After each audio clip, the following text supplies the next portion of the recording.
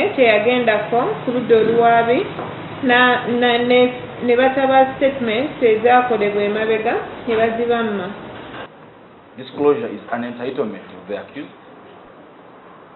and an obligation imposed on the state. They must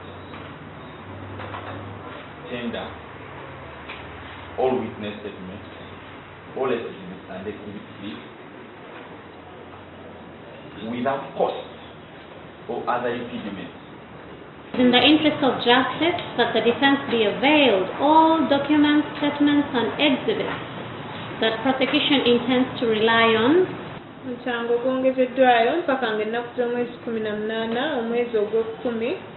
Akkiriza okusaba kwaffe okweyimirira bavubuka bannaffe